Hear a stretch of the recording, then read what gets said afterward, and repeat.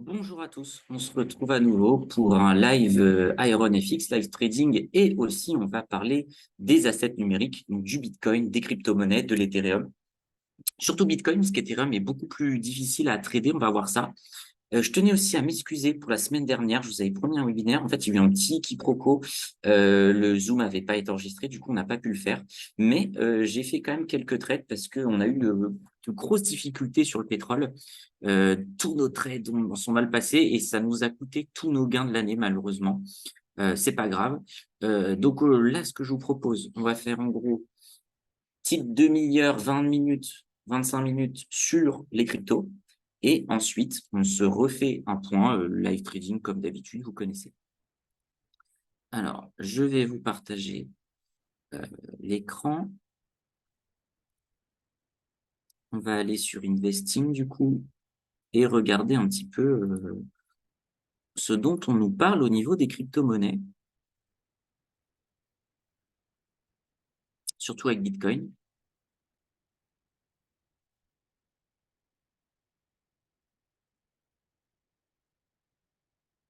Alors, voici le marché. On va quitter tout ça. Du coup, voilà un petit peu ce que ça raconte sur le marché du Bitcoin. Vous savez que je suis vendeur depuis des mois. On le voit même pas en plus, hein, depuis quand j'ai commencé à vendre, il faut passer en weekly.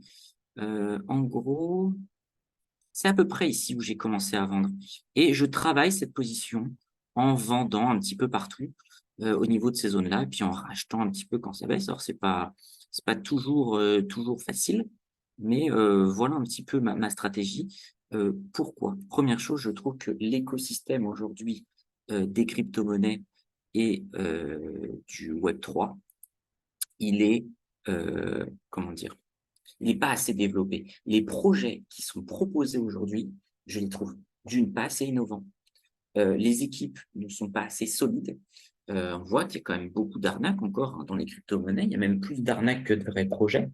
Donc ça, c'est un problème. Il faut que la communauté continue de travailler à améliorer ça. On est quand même, je vous l'ai déjà dit, dans les marchés traditionnels, dans une période de faible volume, mais sur les cryptos, c'est encore pire. Il n'y a quasiment, je vous invite à regarder là tout en bas, vous voyez là, ici, il y avait un petit peu de volume, mais quand on regarde là, il n'y a quasiment plus du tout de volume. Donc, il y a un manque d'attractivité de la part des investisseurs sur les crypto-monnaies. Donc, ça, c'est un vrai souci. Euh, et du coup, ça fait que les investisseurs vont avoir un petit peu plus tendance à aller investir sur l'IA ou sur les actions. On voit que les marchés actions étaient au plus haut, hein, même si ça a un peu baissé récemment. Ils sont quand même très, très bien positionnés. On le voit sur le côté, Dow Jones 33 400, c'est quand même vachement bien. On est quand même plutôt sur le haut de la fourchette que sur le bas. Le Nasdaq aussi, c'est très bien. Du coup, je trouve qu'on est sur un marché qui est un petit peu surévalué, mais qui continue toujours d'avoir beaucoup de potentiel. C'est juste que c'est encore un peu cher. Alors là, peut-être qu'il faut qu'on recule encore en monthly pour voir. Mais voilà, on a eu là ce qui s'appelle le bull run, où ça a bien explosé 2 fois. On est toujours pas revenu chercher cette zone-là. Moi, dans mes premiers scénarios, c'était de commencer à acheter entre 9 et 3000 et faire une sorte de DCA. Donc, le DCA, c'est Dollar Cost Average. Et donc, en gros, le but, c'était d'acheter un petit peu de Bitcoin, soit tous les jours, soit toutes les semaines, soit tous les mois. On fait un petit peu comme on veut. J'avais pas encore prévu de stratégie par rapport à ça. Mais en gros, d'acheter un petit peu de Bitcoin régulièrement pour se construire une position entre 9000 et 3000. Parce que je ne sais pas du tout où ça va s'arrêter. Vous savez, sur les mouvements long terme, c'est difficile d'avoir le point parfait. Et donc, statistiquement, ça c'est un vrai conseil de trading, euh, moyenner sa position quand on fait du long terme et bien sûr qu'on ne fait pas de levier. Là, je vous parle de position sans levier. C'est pour du Bitcoin très long terme et du Bitcoin, j'ai envie de dire physique, c'est-à-dire que je l'achèterai euh, euh, sur la blockchain directement et je le mettrai dans ma clé Ledger. C'est vraiment pas pour faire du trading à court terme, c'est pour les garder pour le long terme. Je sais pas, peut-être réfléchir à les vendre autour de 200 000, 150 000. Ça me semble des targets qui sont possibles parce qu'il y a un narratif sous-jacent qui peut sauver, enfin pas sauver, mais qui peut propulser le Bitcoin. Et ce narratif, c'est les ETF. Alors, un ETF, c'est un produit structuré qui réplique plus ou moins bien un autre produit. Par exemple, on peut avoir l'ETF CAC 40 qui réplique le CAC 40. OK? Comme on a le CFD. C'est juste que l'ETF, les frais sont beaucoup plus chers, en fait. Ça coûte beaucoup moins cher de passer par un courtier comme EuroNFX que de prendre directement l'ETF. OK? Donc, en revanche, l'ETF, ce qui est bien, c'est que ça peut être acheté par des professionnels sur des nouveaux produits. Imaginons le Bitcoin. Aujourd'hui, il y a plein de professionnels qui n'ont pas le droit de le faire. Vous avez bien sûr les crypto-monnaies sur IronFX, mais imaginons un professionnel français, c'est pas sûr qu'il ait toutes les autorisations pour l'acheter sur IronFX pour l'instant. OK? Parce que pour les institutionnels, c'est un peu difficile. Et je pense qu'en premier temps, ce qui va être fait, alors pour les particuliers, bien sûr, c'est totalement légal. Hein. Vous pouvez le faire sur IronFX où vous voulez. Vous pouvez acheter des crypto-monnaies. Il n'y a pas de restriction. Eh bien, il va d'abord passer par un ETF le temps que tous ces produits soient régulés pour les professionnels, si vous voyez un peu ce que je veux dire. Comme ça, ils vont pouvoir l'intégrer dans leur portefeuille et on pourra avoir un fonds qui a de l'ETF Bitcoin. Voilà, un fonds, j'invente, d'une banque X qui propose du Bitcoin à ses clients. Et ainsi, on va avoir une vague d'investisseurs qui vont pouvoir venir sur Bitcoin et du coup, ça va faire exploser son prix. Alors, exploser par rapport au prix actuel, mais on va avoir aussi une deuxième vague, c'est quand les produits dérivés vont être disponibles pour les professionnels sur Bitcoin. Je parle des professionnels en France, aux États-Unis. Hein, si vous avez un hedge fund à Dubaï, par exemple, il n'y a aucune limitation. Eux, quand ils vont pouvoir accéder aux produits dérivés, alors là, ça va être la folie. Tout simplement parce que une fois que ce sera possible, alors là, ils vont pouvoir mettre du levier. Comme vous le savez, c'est le levier qui fait que les cours explosent. Donc voilà un petit peu mon narratif. Aujourd'hui, sur Bitcoin, moi, je vais commencer à acheter à partir de 20 000. Pourquoi 20 000 et ne pas attendre entre 9 et 3? Bien sûr, je ferai un DCA. Donc, à partir de 20 000, j'achète. Et je vais mettre des petites targets jusqu'à 3 000. Parce qu'il peut toujours y avoir un événement imprévu qui fait que les crypto-monnaies redescendent. Si on regarde d'un point de vue graphique, ce ne serait pas étonnant qu'on vienne rechercher un peu cette zone-là, des 3 000, des 6 000 ou des 9 000 $. Vraiment, c'est possible. Là, le point bas qu'on avait, c'était autour des 15 000 $, 16 000 $. Voilà, point bas qu'on a ici. Donc, voilà un petit peu comment j'ai envie de travailler. Et donc, je vous disais, pourquoi je remonte ma target à 20 000? Je vais vous montrer ça. Alors, si on regarde le hash rate de Bitcoin, total hash rate, ça représente, donc la courbe en bleu que vous voyez ici, c'est la puissance de toutes les machines du monde qui travaillent sur Bitcoin. Parce que Bitcoin, pour fonctionner, il a besoin que des ordinateurs connectés au réseau Bitcoin fassent des calculs pour sécuriser la blockchain. Okay. Et plus il y a de machines, plus ce hash rate augmente. Okay. Et on voit qu'on a une corrélation quand même plutôt positive entre le hash rate et le prix du Bitcoin. Vous voyez, quand le hash rate est plus bas, Bitcoin est un peu plus bas. Et quand le hash rate monte, Bitcoin est un peu plus haut. Alors, faites attention, ce n'est pas une corrélation parfaite, parce qu'on peut voir parfois qu'il y a un retard. Ce n'est pas toujours parfait. Là, si on regarde le hash rate, il a déjà bien explosé, et pourtant Bitcoin ne monte pas. Alors, ça, c'est par rapport au problème que je vous ai déjà expliqué. Et donc, le fait que Bitcoin ne monte pas, bien que le hash rate monte, me dit que S'il baisse, il va baisser plutôt vers les 20 000. Voilà, les 20 000 ou vers peut-être les 17 000. Parce que ce hash rate montre qu'il y a une très grosse proportion d'investisseurs qui parient sur Bitcoin en achetant des machines. OK? Et bien sûr, ces machines, quand elles font des calculs, elles sont rémunérées par le réseau en Bitcoin. Et donc, ils pensent que le Bitcoin va monter pour augmenter la rémunération. OK? Du coup, voilà pourquoi je target Bitcoin et que je vais acheter autour des 20 000 alors que j'avais fait un post LinkedIn où j'avais dit non, moi, j'achète pas avant 9 000. OK? Mais là, on reste toujours sur des prix élevés. Si on regarde, on va rezoomer un petit peu sur ce qui se passe en ce moment. Voilà.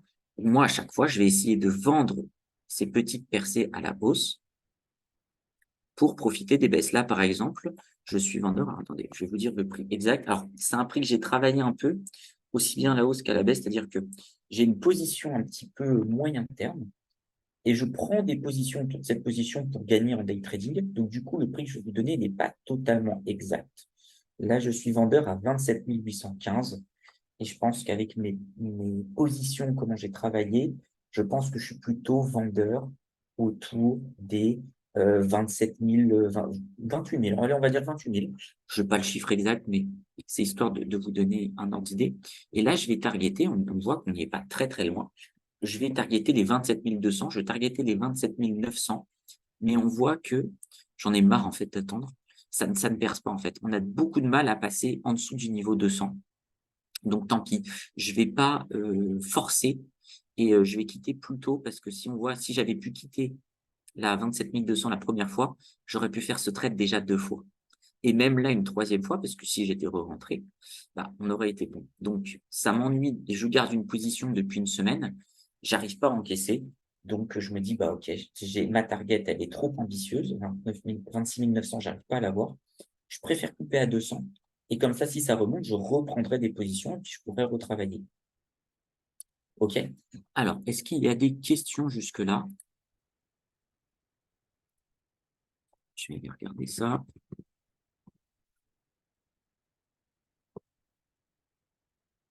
Alors, est-ce que tu peux redonner la définition du hash rate? Ouais, je vous fais. Et puis pareil, hein, si vous avez des questions sur YouTube, bien sûr, vous les mettez en commentaire et je vous répondrai. Donc, pour miner, ça s'appelle, donc calculer les nouveaux blocs de Bitcoin, eh bien, il faut, ce que je veux dire, il faut calculer avec des machines les nouveaux blocs. Pour ce faire, je vous fais l'explication un petit peu complexe, que je vois on a un petit peu de temps avant quasiment 15h30 pour faire le live trading. Euh, il faut, en gros, récupérer mathématiquement, comment dire, le hachage du nouveau bloc qui est en train de se créer. Alors, j'essaie de vous l'expliquer avec des mots peut-être un peu plus simples. En gros, toutes les transactions, elles sont compilées et sécurisées avec des hashes. Des hashes, euh, c'est une série de nombres et de lettres aléatoires, ok, qui correspondent à des transactions. Et chaque hash est différent, puisque à chaque fois qu'on change n'importe quoi dans une information d'un hash, ça change entièrement le hash. Par exemple, imaginons que je fasse une photo, un screenshot de ce qu'on voit ici. Si je fais le screenshot avec ma souris qui est là, ça va me donner un hash X. Si je fais le screenshot avec ma souris qui est là, rien que le fait qu'il y ait quelques pixels qui changent sur sa photo, et le hash, ça compresse en fait des informations. Ça peut être une image, ça peut être du texte, ça peut être des transactions. Et donc les transactions dans Bitcoin, ça ressemble un peu à un tableau Excel pour vous expliquer. Donc, dès qu'on change la moindre chose, ça change complètement le hash. Vraiment, il a rien à voir. OK? Euh, Est-ce que c'est clair, du coup, pour comprendre ce hash? Pour calculer, du coup, ce hash, il faut des machines. Et plus il y a de machines qui sont connectées, plus la difficulté augmente. Ok.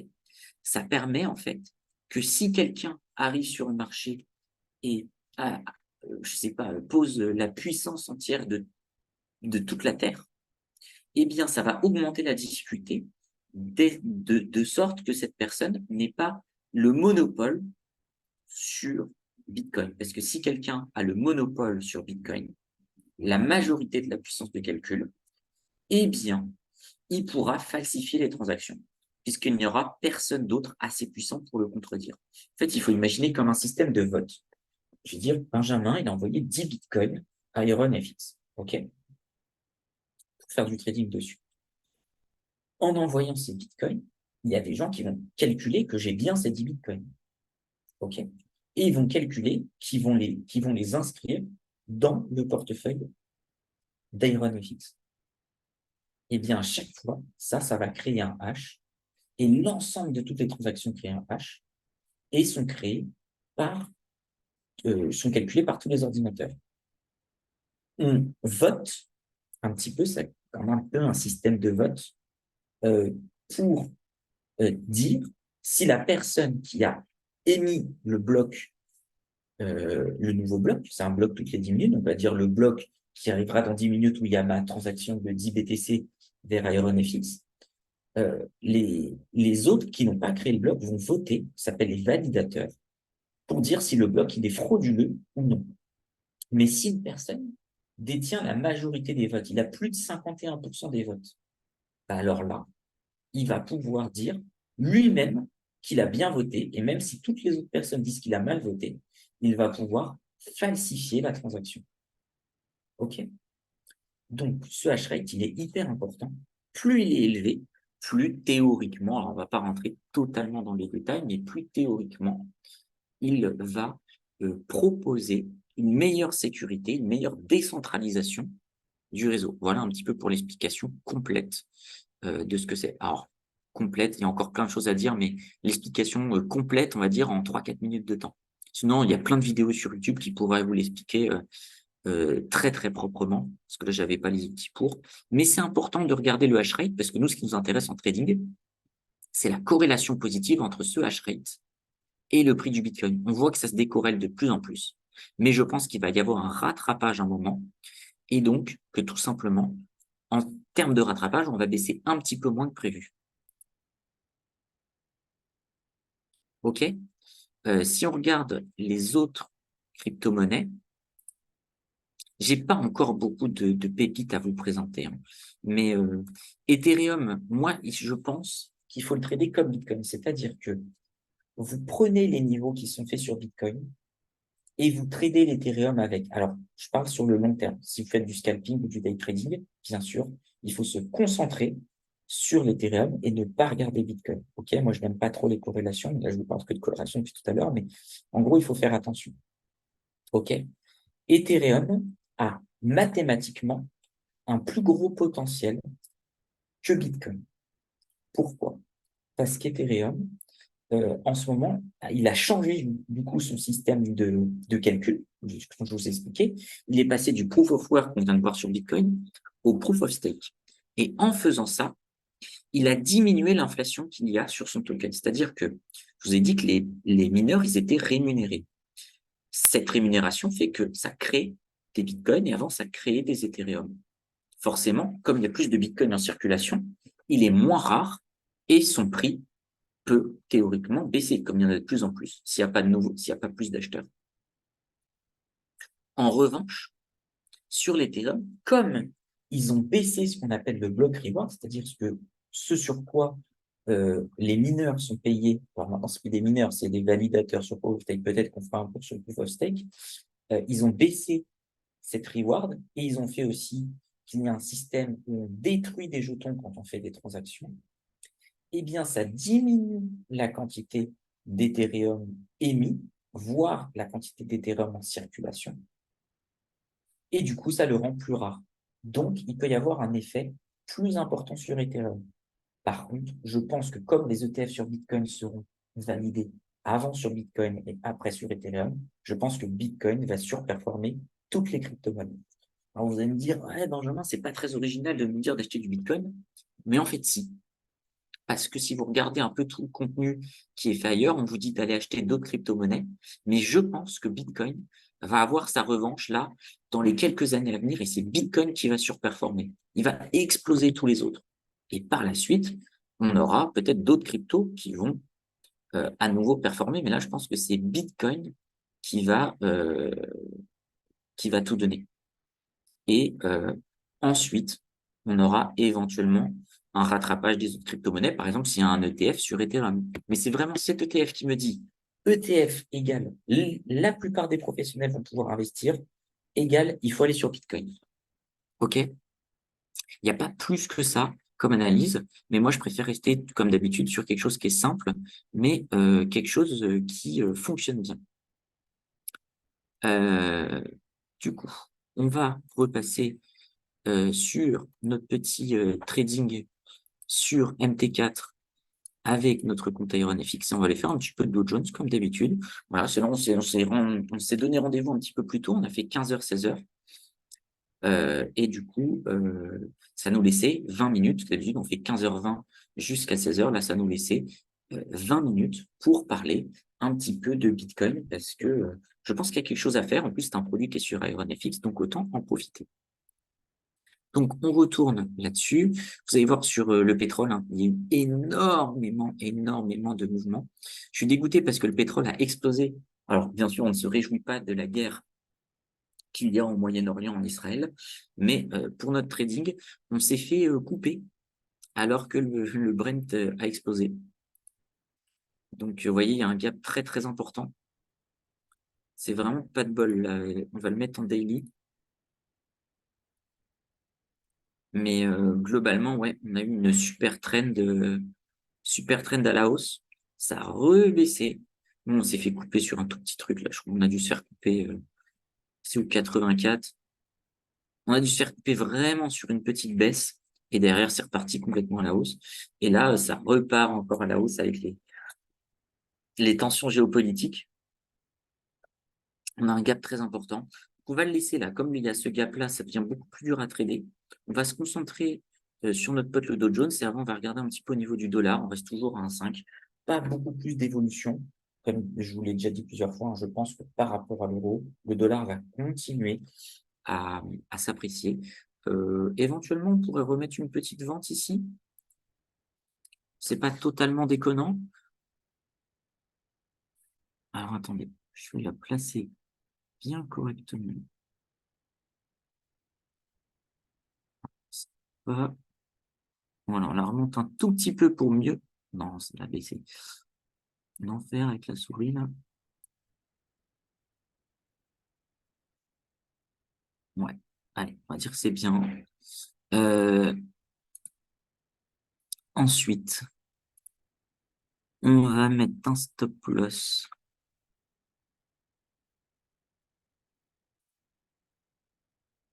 Indice. Je pense qu'on peut garder le stop loss d'au-dessus. Si on garde euro USD. On peut mettre un 13. Et en take profit, on va aller chercher ce niveau. Donc un 13. Et on va aller chercher un peu au-dessus de ça. On va aller chercher ça. On va mettre un 9,40, c'est bien. Alors, pour une fois, c'est pas du 1 pour 1. Mais c'est ce qui me semble le mieux. De toute façon, il y a plein de trades où on est en 1, on est en 3 pour 1. Là, on le fait un petit peu moins. Ça reste, en termes de moyenne, on reste en 1 pour 1, donc c'est bon. Donc 1,13 et on take profit 1,0940, on s'est dit. Ah,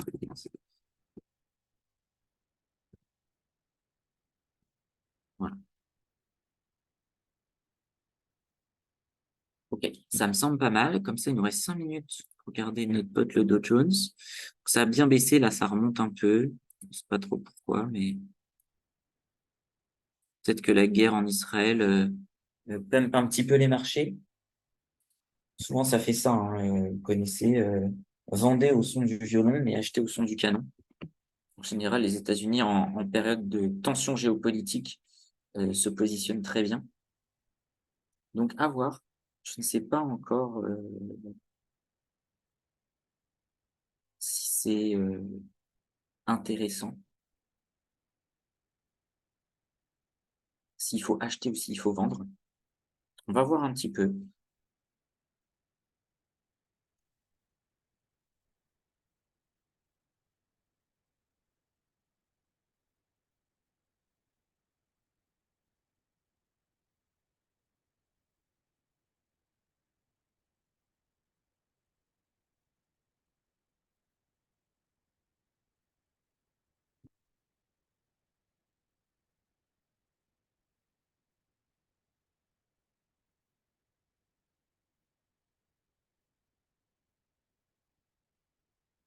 J'ai plutôt envie de travailler à la vente.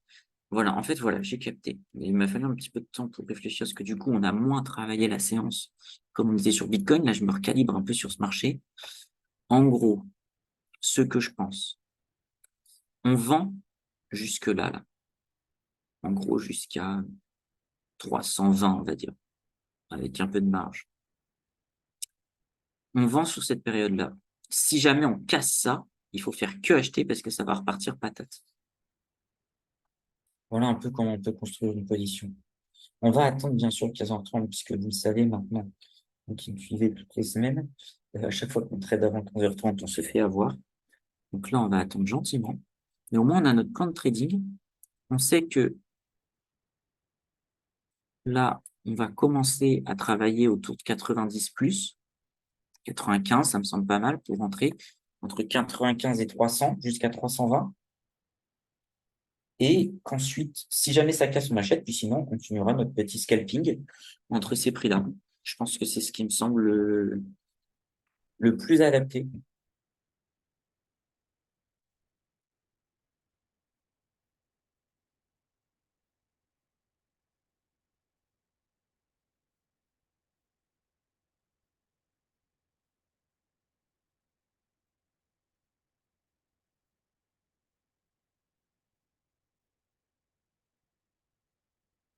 Et voilà, on va pouvoir faire quelque chose d'intéressant. Voilà, on fait bien de patienter, parce que ça se trouve, ça va faire quelque chose d'encore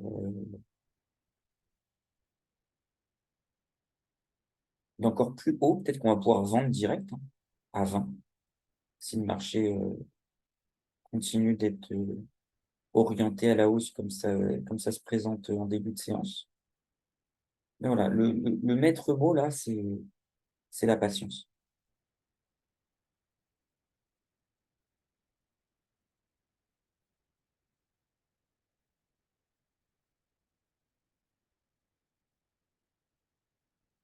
Il nous reste encore 2 minutes 30 à patienter. Et par contre, ce qu'on n'a pas envie, c'est si ça baisse, ça, je serais dégoûté. Parce que si ça baisse, on va être moins à l'aise pour vendre. Et du coup, bah, on va perdre. Enfin, ça va être moins cool. En fait, la baisse, elle va se faire sans nous. Et du coup, bah, forcément, on aura un peu moins à gagner, quoi. Mais là, c'est le scénario vraiment parfait auquel on assiste.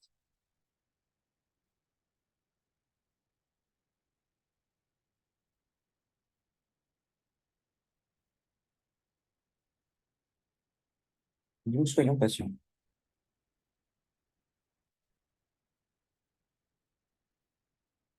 C'est dommage, j'aimerais bien que ça reste à 10. Après, ça peut toujours péter à la sortie, hein, vous connaissez.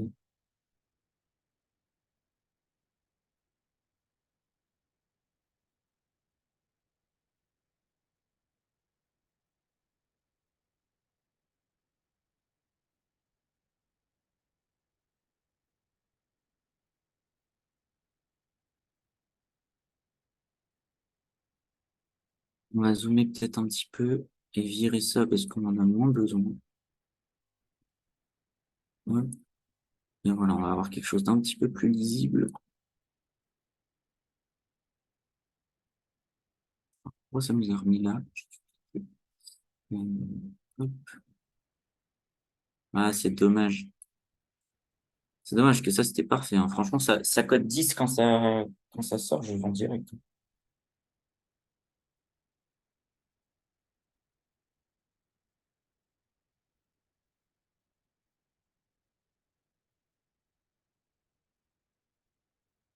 Bah ouais. Le marché vient d'ouvrir. Préparons-nous. Allez, hop, on prend. Et si jamais ça pète, bien sûr, on coupera à la hausse, hein, c'est pas grave. Allez, nickel. Peut-être qu'il va falloir sortir notre ami le carnet d'ordre là, au moins pour les TP. Comme ça, c'est pas à les gérer. Hop, en termes de TP, on met 10 et les stop-loss, on les gère à la main comme on va être en multi-position. Allez, on vend.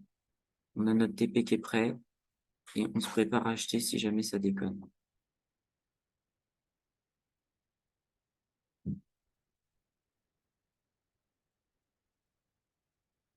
Allez, ce serait cool que ça vienne nous chercher.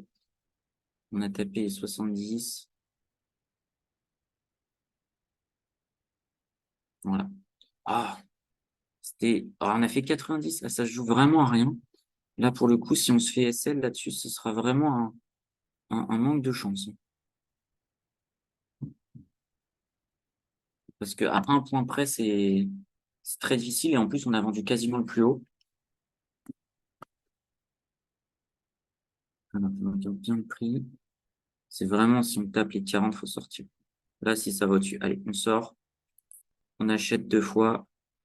La vente, on va la cut comme ça, c'est pas grave. Là, je pense que ça peut bien partir. Mais c'est vraiment dommage parce qu'à un point, mais si on avait eu un spread un peu plus généreux, euh, on aurait fait quelque chose de sympa, quoi. Voilà, bon, nickel, c'est rattrapé. Là, je suis content, on a bien préparé la séance. Alors, bon, ça va être fait de toute façon parce que j'ai fait des trades qui étaient un peu plus long terme, qui ont trigger aujourd'hui, donc ça vous met 4000, mais en vrai, on a fait... Ok, on est positif de toute façon. Au niveau des ventes, alors on va kill ça pour prendre un peu plus de recul.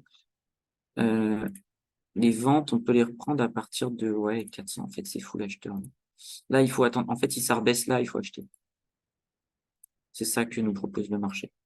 Je remets des TP à 10 parce que je suis pas sûr d'être capable de gérer, de couper à la main, tellement ça monte fort. Euh, là, en gros, si ça retombe sur les 30, il faut acheter direct, quoi. Faut pas trop réfléchir.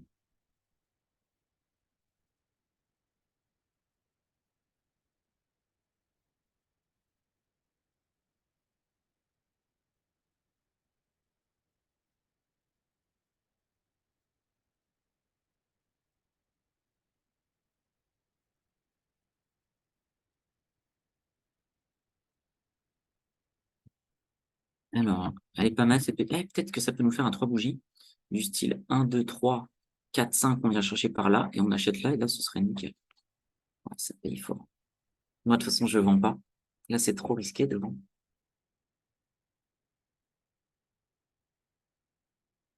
Beaucoup trop risqué.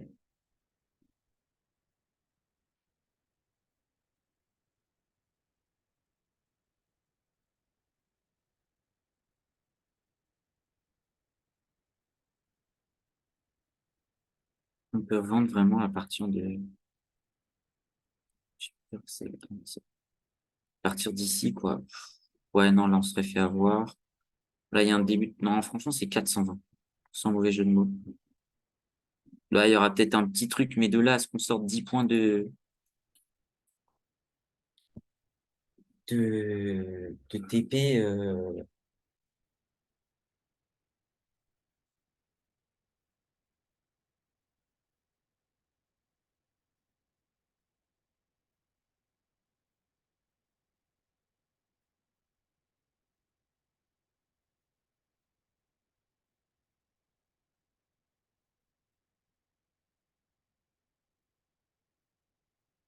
ouais, ça continue de monter, bah, c'est très bien.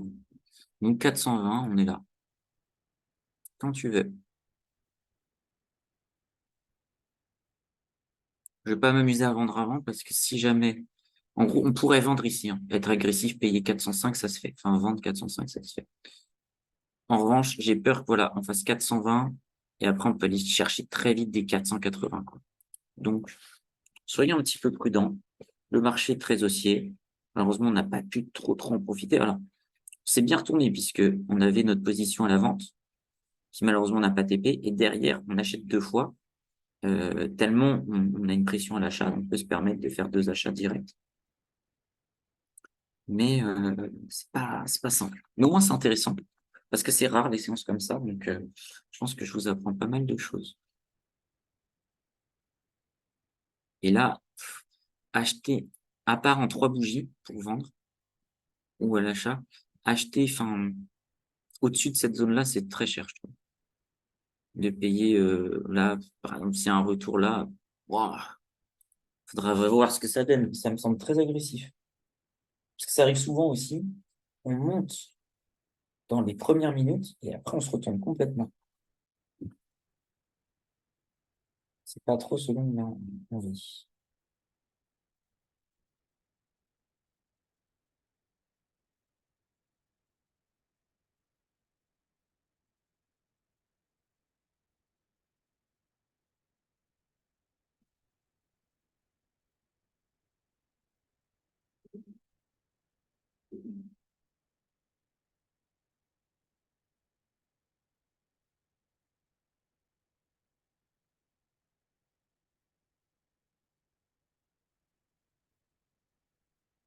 D'ailleurs, on a un 3 bougies là. Après, ce serait trop cool que ça aille chercher 420 sur quatrième ou cinquième, ce serait nickel. 3 bougies fixées mais non déclenchées. Allez. Fais un peu mieux sur la quatrième là.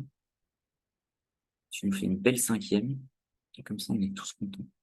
Je rappelle, hein, je vois que comme ça prend un peu son temps. 3 bougies. Une, 2, 3 à la hausse. Quatrième et cinquième, on vend sur leur dernière seconde. Là, non, en vrai, là, on peut pas dire que c'est un 3 bougies qui sont encore déclenchées, parce que la quatrième, elle pousse pas assez. Elle rattrape bien parce qu'on finit bien en baisse, mais c'est pas suffisant, quoi. On en attend beaucoup plus.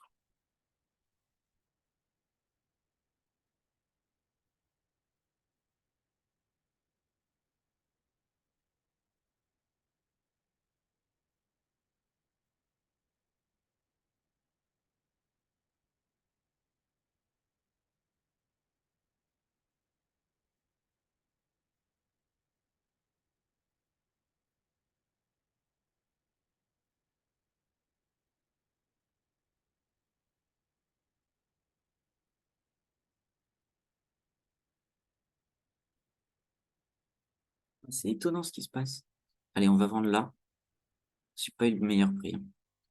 Mais là, on a quand même, ça marche, enfin, on a un 3 bougies un peu spécial, mais elle pousse quand même. On vend sur la fin de la cinquième. On a un début de quelque chose. On vend 9. J'avoue que j'ai vendu vraiment quand j'ai vu le 12. C'est le 12 qui m'intéressait. Euh, mais voilà, on n'a pas le truc parfait. Euh, c'est pas mal. C'est pas mal et au pire, ça va à 20. On mettra une autre cartouche à 20, quoi. Alors là, pas 20. Ouais, 25, c'est bien. Si jamais il y a une extension comme ça, en moyenne un peu, notre 9 qui me plaît moyen, avec un 25, c'est pas mal.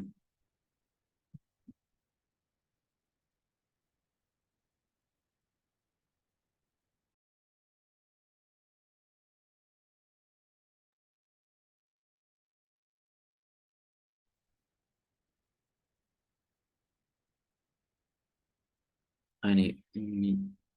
Ah, j'aime bien cette configuration, elle est jolie. Je pense qu'on là, on va taper. Je serais très étonné que celle-là, elle finisse pas baissière non plus. C'est en train de faire complètement l'inverse. Ok. À voir, hein, elle n'est pas encore finie. Il lui reste encore 40 secondes de vie.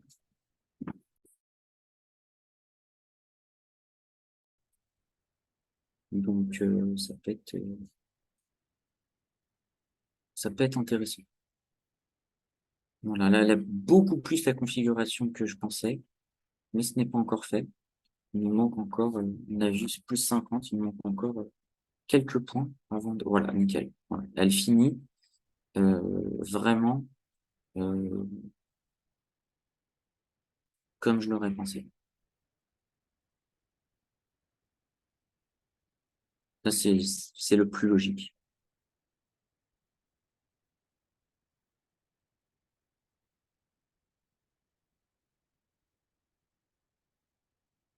Bah voilà, c'est nickel. Donc, vous voyez, par exemple, j'attends le 20. Bon, le 20, on voit bien, il n'arrive pas.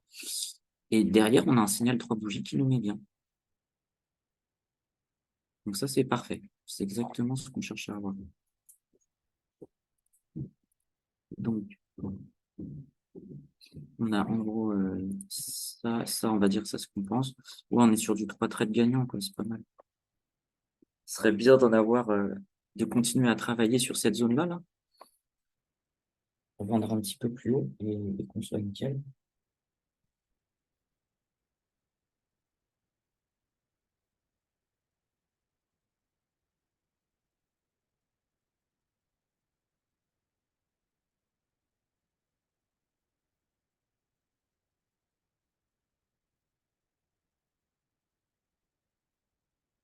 Donc, 3 bougies à la baisse.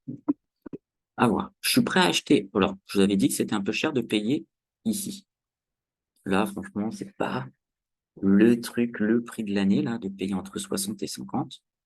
En revanche, si on a le 3 bougies avec la quatrième et la cinquième qui viennent chercher là, je veux bien le faire. Comme je l'ai fait ici. Je n'ai pas le prix parfait, mais on a un signal qui nous conforte qu'on peut le faire. OK? Donc là, on va attendre sagement d'avoir. Donc la quatrième est bien, mais pas assez. Ça va vraiment jouer sur la cinquième. Si la cinquième vient nous chercher quelque part ici, on est nickel, quoi.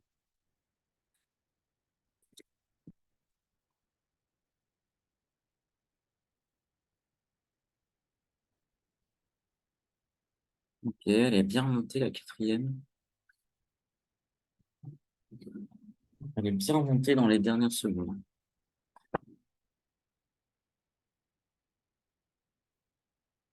On va voir ce que ça donne sur la cinquième. Il nous reste encore 40 secondes. Mais là, j'en doute.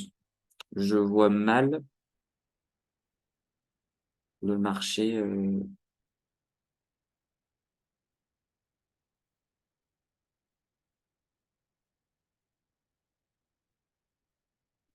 aller chercher ça, quoi.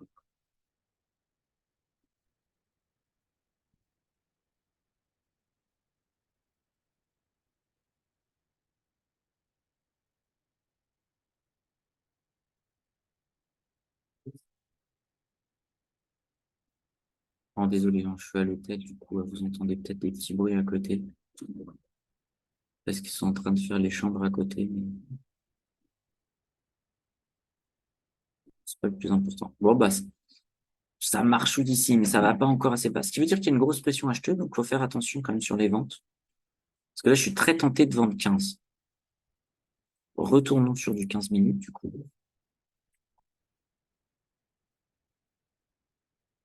Là, j'ai vraiment envie d'en. On va peut-être.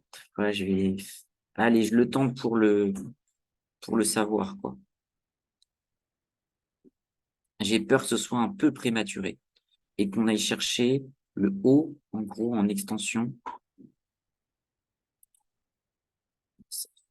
Et TP? Ah mince. Pardon. Pourquoi ça n'a pas TP? Ah, parce que j'ai dû vendre là, à la place de là. Ok, mais euh, peu importe. Ok. Alors là, je le tente. Pourquoi? Parce que dans les marchés un petit peu comme ça, il faut pas trop réfléchir et on se dit, OK, bon, j'ai une première cartouche, je la vends tout en haut. Et au pire, je vends 15, je vends 30 ou 40. Et je vendais par ici et ça me faisait un double prix, c'est OK. Mais là, on est sur un niveau de prix où il faut en user, en abuser.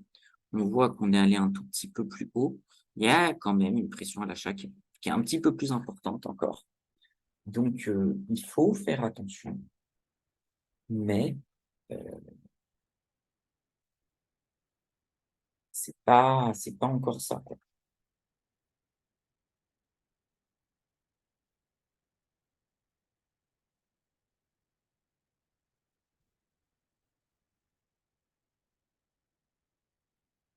Donc là, si ça revient là, c'est sûr, je vends instantanément. C'est obligé. Là, il faut être vraiment, on abuse du niveau et on en profite. Il faut qu'il nous fasse gagner un maximum.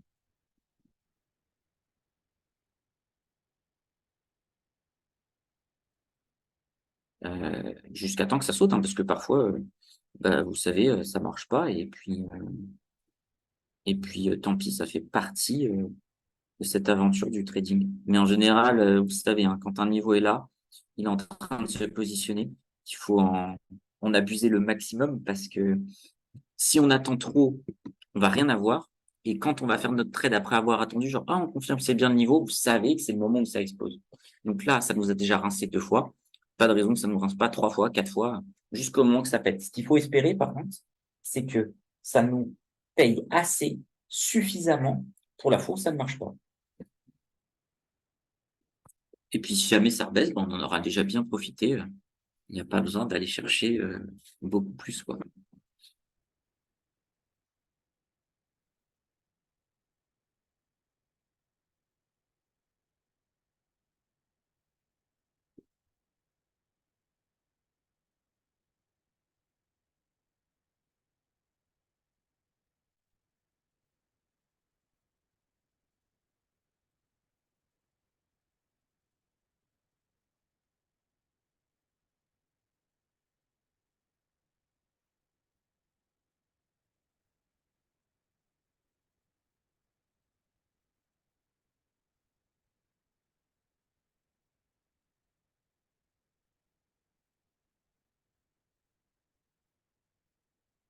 Peut-être un petit 3 bougies à la baisse qui veut nous dire d'aller acheter ici.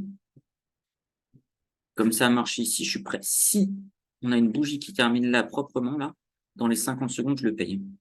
Encore une fois, c'est la même chose. Ça a marché là, on n'a pas pu en profiter. On en use, on en abuse, hein.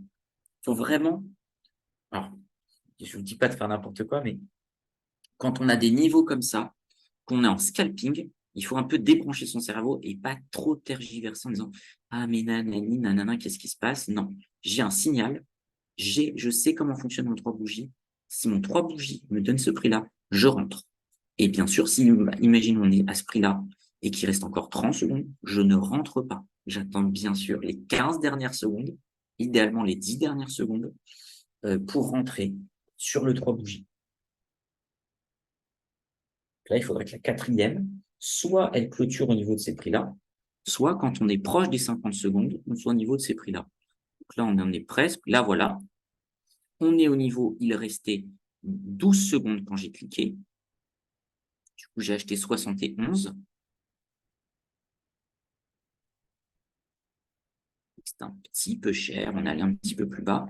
Et au pire, j'ai la deuxième cartouche sur la cinquième qui peut me ramener. Je vais aller chercher ici. Ce sera très bien. Puis la cinquième, elle peut le remonter, hein. C'est pour ça qu'on commence déjà à travailler à la quatrième, si elle nous donne un prix favorable, bien sûr.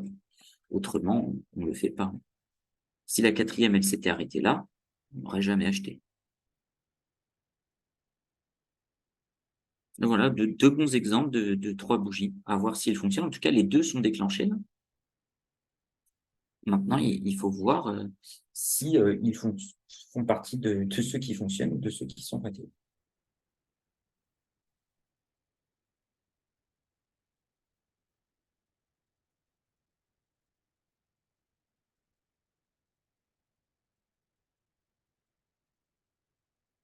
Voilà, ça remonte un petit peu.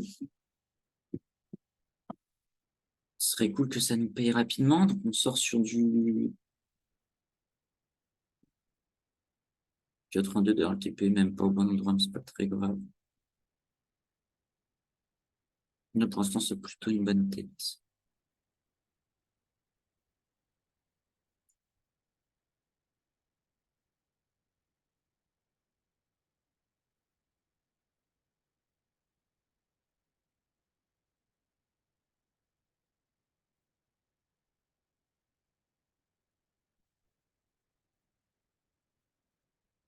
Il nous reste encore 20 secondes sur cette bougie. Il faut vraiment qu'elle termine, noire et verte, par contre, parce que si elle termine blanche, ça va être moins sympa, ouais. Si elle termine voilà, ça, c'est pas ce qu'on a envie. On a envie qu'elle termine un petit peu au-dessus de la précédente, sinon ça nous là, ce que ça va nous dire, c'est: «Ouais, tu vas galérer avec ton trade, tu vas attendre longtemps». Là, on va être plus en difficulté. Ouais, c'est pas une bonne bougie. Donc soit celle-là, elle va chercher plus bas, Là, en fait, ça nous dit d'attendre. Ça nous dit, tu vas attendre plus longtemps. Ça nous dit pas le trade étant validé. Ça nous dit juste, tu vas galérer. Tes 100 dollars, si tu les as, tu vas être en difficulté pour les récupérer.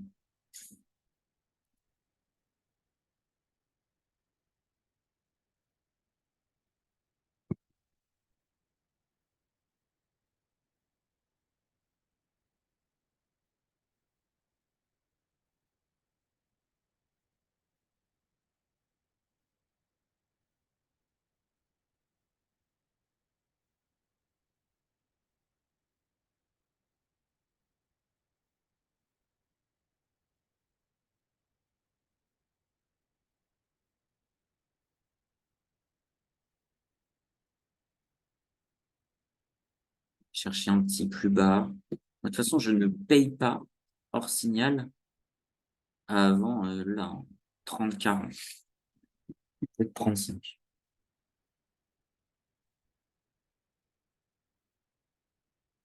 Ça n'a aucun sens.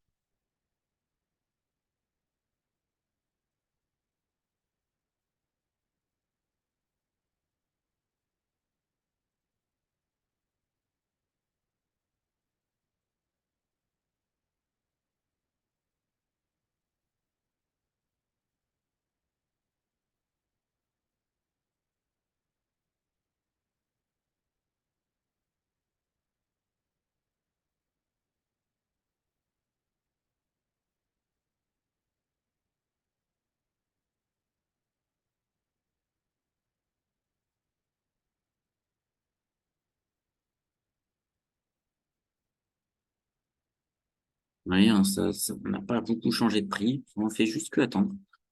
Voilà. Rien de très intéressant. On va ni plus bas ni plus haut.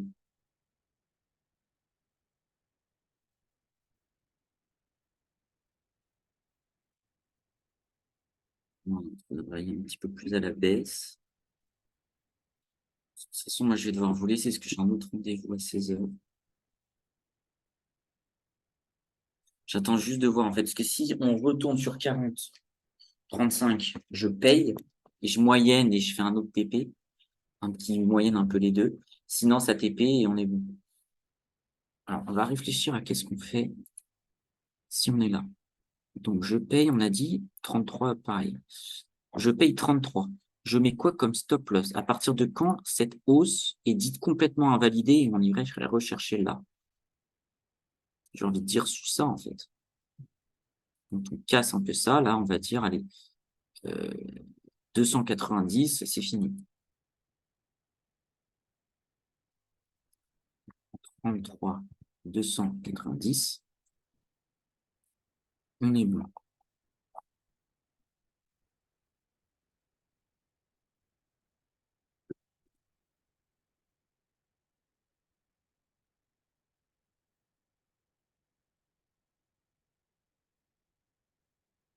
Et en termes de TP, je pense qu'on va cut juste au-dessus de ça. Là.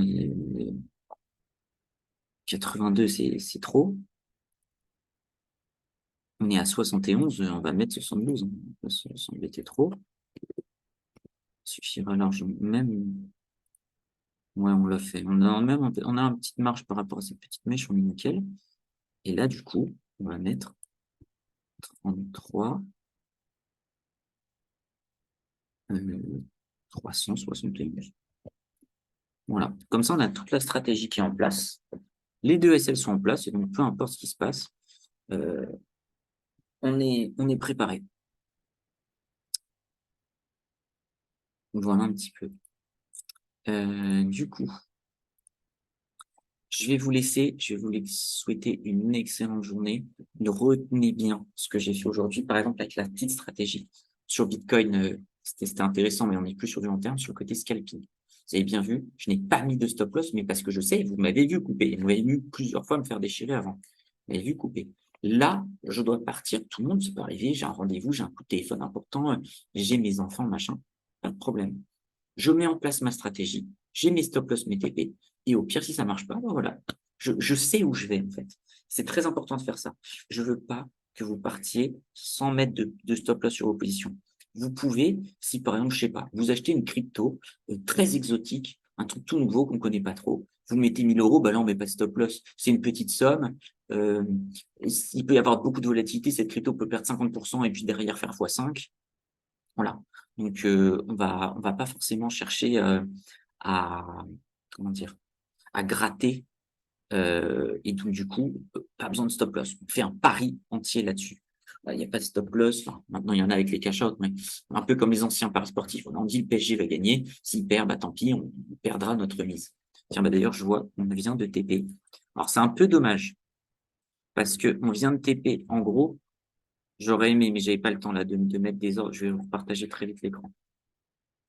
Bon, en plus, on aurait TP full. C'est pas grave. Je vous montre très vite. Ce que j'aurais aimé faire, c'est sur l'ordre qu'on a juste avant. Si ça est trigger, alors mets-moi le stop loss à 71, le TP à 71, les stop loss ici. Or là, ça n'a pas touché. Et bien sûr, j'aurais pris le 82. Mais là, on est un petit peu pris par le temps.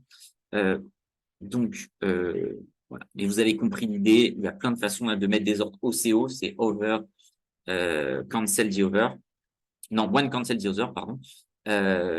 Voilà. Donc, en tout cas, mettez vos stop loss, c'est hyper important. Là, bah, au final, on n'a pas été stoppé. J'ai envie de dire, c'est le principal. On n'a pas gagné plus. On a gagné 10 $ au lieu de 100 $. C'est pas très grave. Donc, je vous souhaite une très bonne journée. À la semaine prochaine. Et surtout, faites attention aux stop loss et travaillez aux stratégies. À bientôt. Salut.